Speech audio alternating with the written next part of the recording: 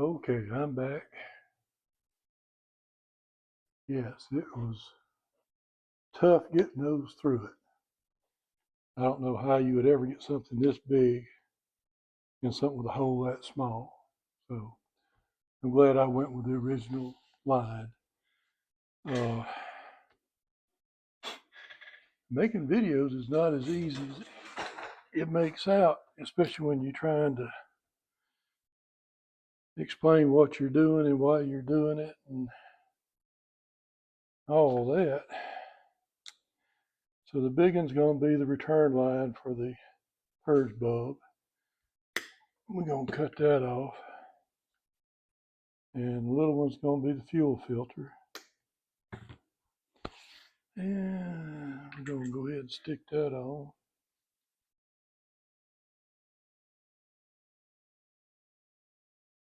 Let's see how big a fight we get into this.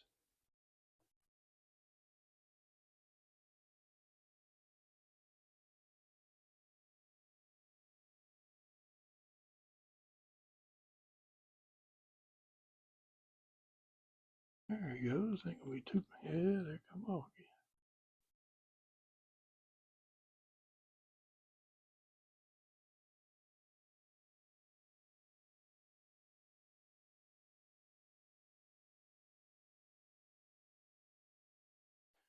Lord have mercy.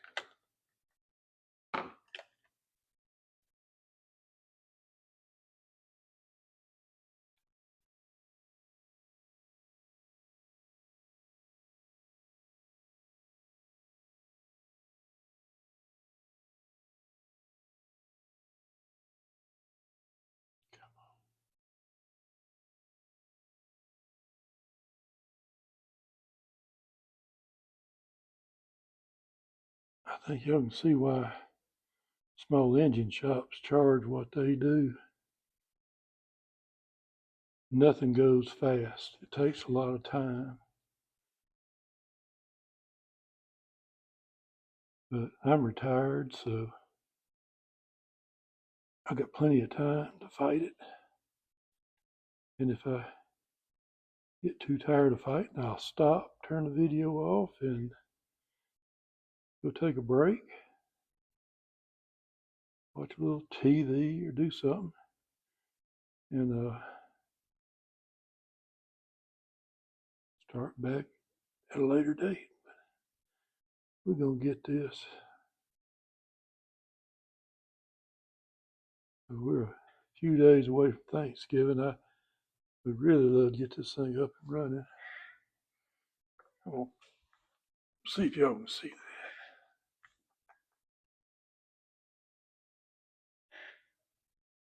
There you go. Oh, nice and good. Turn this thing back around. And I do notice a lot of people on YouTube, they'll leave a filter like this just sticking in there, and right at the top of the gas can, gas top, get it where you can see it, they'll leave it like that. But if you're cutting a tree, all your gas is going to be down here. You got half a tank of gas, your fuel level may be right here, and your filter's up here. You're going to suck air. So it's better to stick it in like that and get it down in this bottom corner. If you do that, it doesn't matter which way you turn your saw, it's always going to be in the fluid. If you see people leave it up here, you can just shake your head, because I don't know if they know what they're doing or not. Everybody's got a preference. Yes, that was.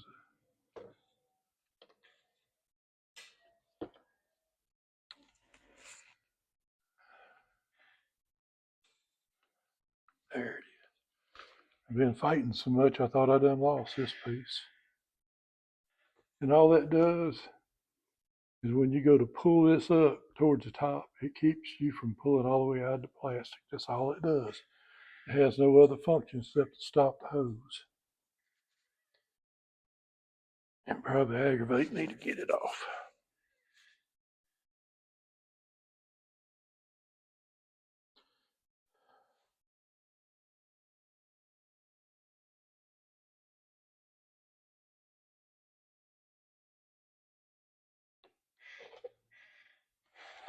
But there's always a way. Always a way.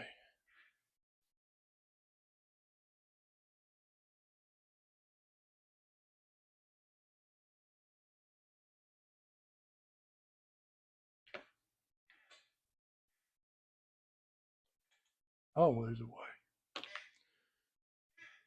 Took a shortcut. Don't hold it against me. I'm going to leave it out there where I can get a hold to it.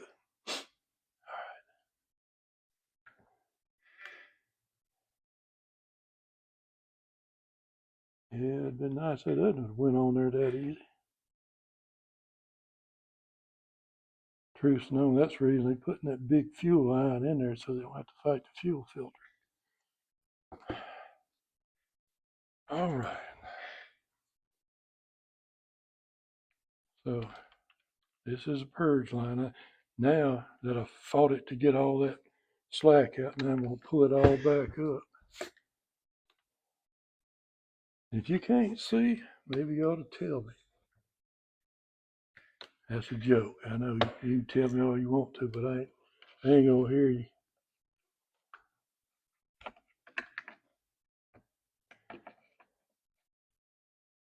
Some of my family members ain't been around.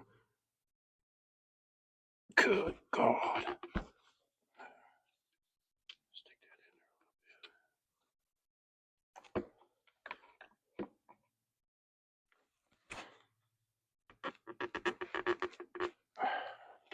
bit. I need to look because I don't want to pull against it too hard.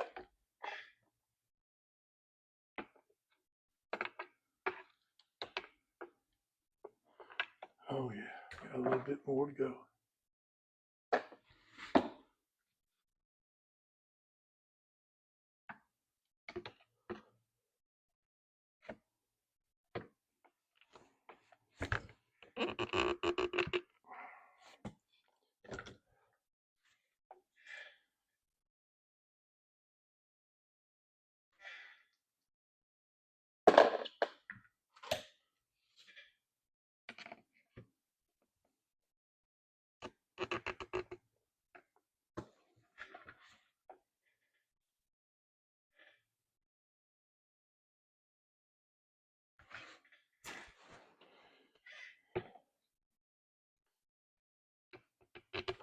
Oh, that moved quite a bit. Oh, about a quarter inch.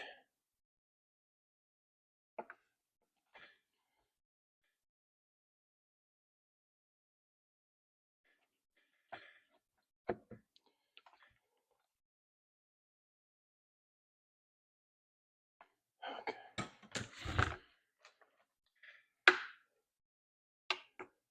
Oh yeah, it's touching the plastic. That's good. Okay.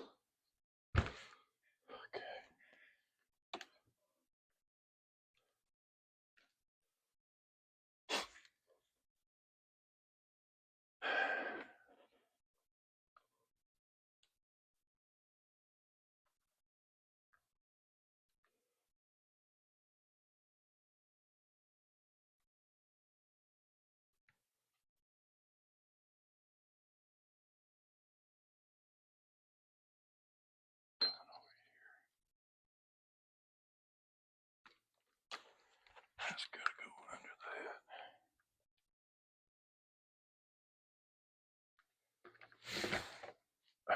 Slide you back. Yeah. You don't need to tell me when you can't see. Damn. Don't miss all the fun.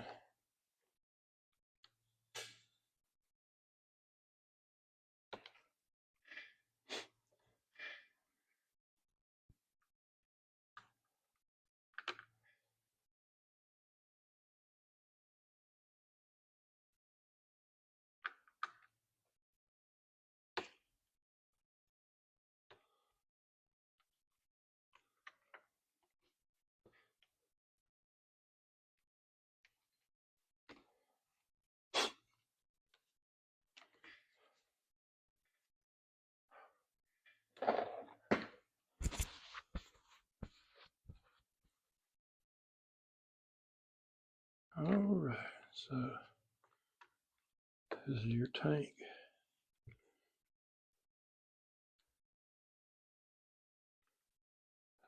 Somewhere right in there.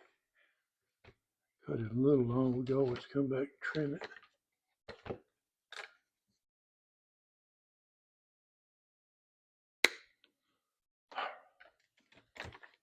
Oops, it's too late now, we done cut it. Get under that wire.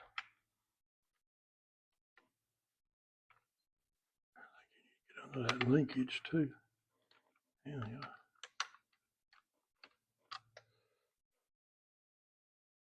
All right.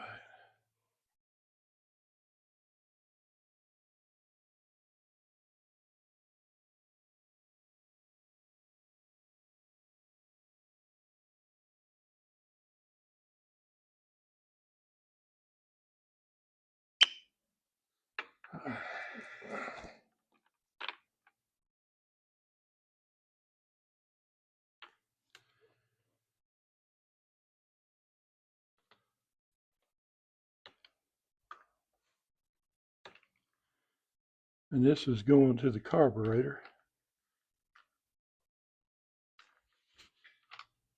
I don't know if you can tell, but that is a short one. The short goes to the carburetor, the long one goes to the tank.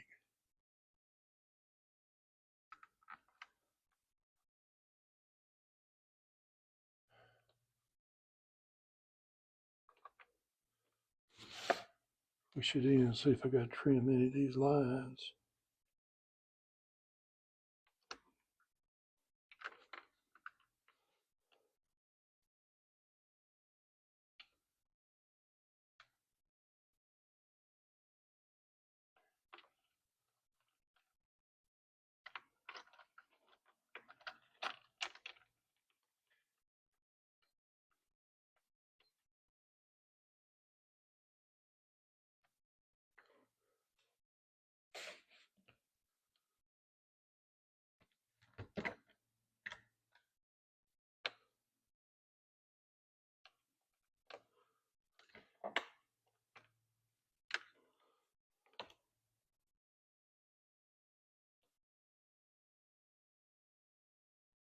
Pull that out.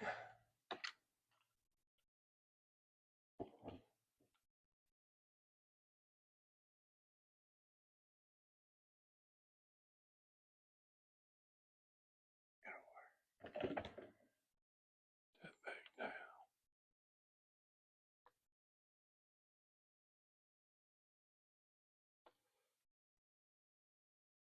When you don't have a carb kit, be extremely careful with a gasket because you don't get one to replace it with unless you get a carb kit. But that one looks perfectly fine. And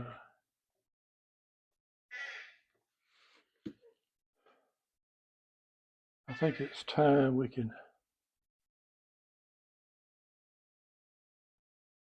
take a peek inside of the carburetor.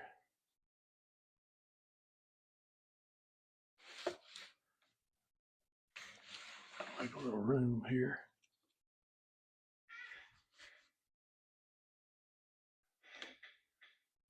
I think you can see that.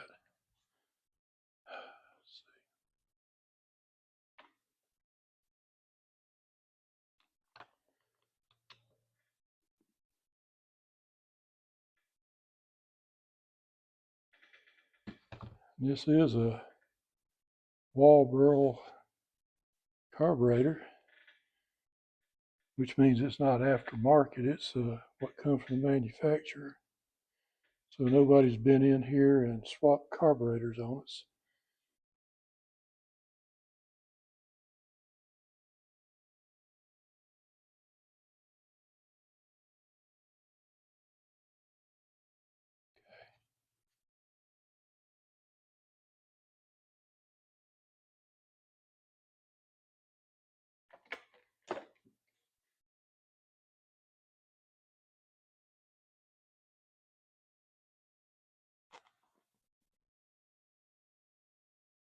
Out there with the light shining is a little screen.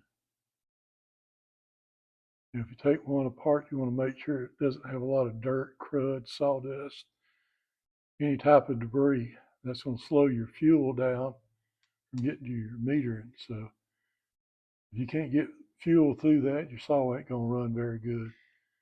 It does come out, you just take a pick and you kind of just stick the point in the very edge and pull up.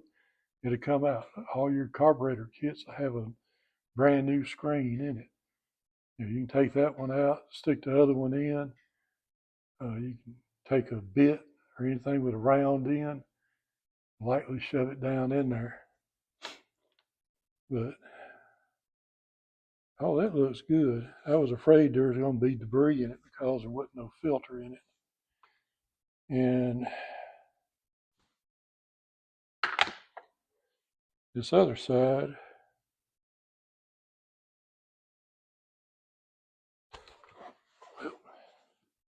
fell right off. Those little teardrops, that's your fuel pump. And this one looks perfectly fine. I mean, it doesn't seem to be deformed. The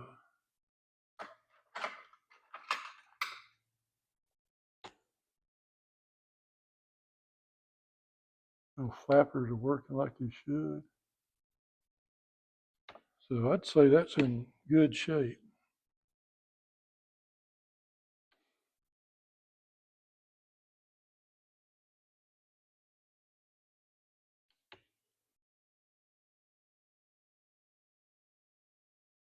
You notice your pump gasket is kind of rounded. It's kind of hard to get them on backwards. So put it back on there.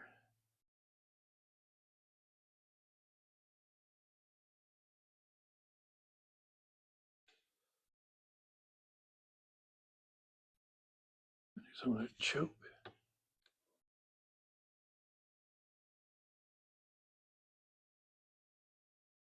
And if you take this all apart and you get a kit, remember your gasket goes on the top piece. Your fuel pump comes down here and sits on bare metal.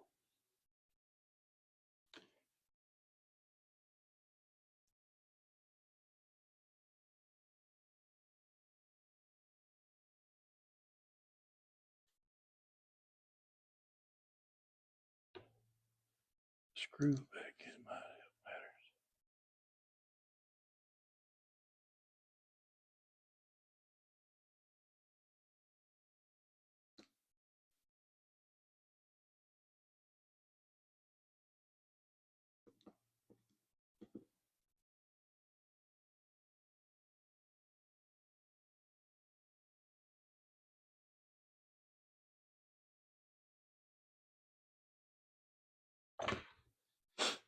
If you have a little trouble getting it to lay flat, move this. That's your idle adjustment, and screw is tapered. So when you go back on, it may be under the point, giving you a problem. So just pull it back, should lay flat, put your screw in, tighten it up. Okay, let's flip it over and let's look at the metering diaphragm side of it. A lot of these get hard over time. Now this saw, the guy I got it from, he put it on Marketplace for $10. He bought it at a garage sale. They may have gave it to him. He might have paid $5 for it. I don't know. He put it up for 10, so he didn't have a lot invested in it. The gasket was extremely hard to get off. When I did get it off, there's only a couple tablespoons of fuel in it, and it was nasty. So I think that's part of the reason our fuel lines wasn't as bad as I thought they would be. They wasn't soaking in fuel. And I'm hoping this metering diaphragm is going to be the same way. I hope it's in good shape, because I'd hate to have to stop and order another damn part.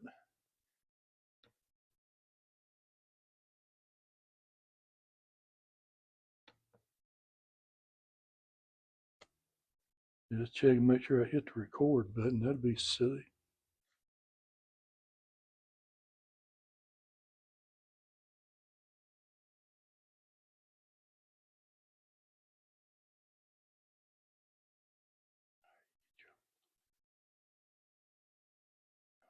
Come on, we're gonna put you all in one pile.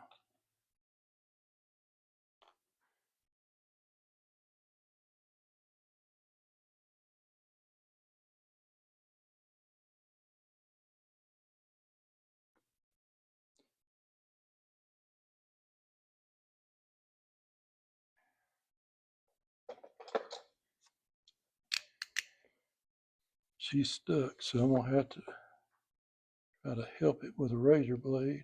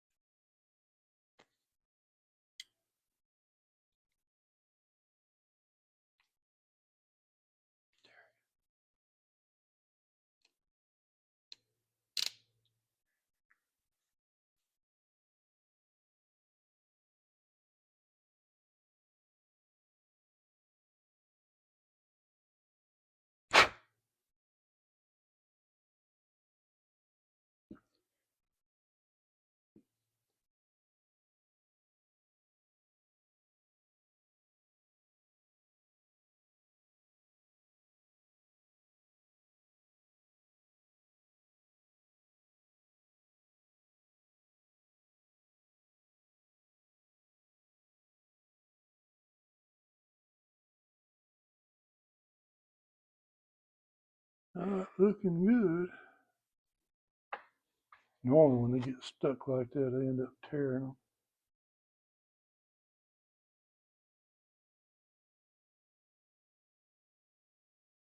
Maybe.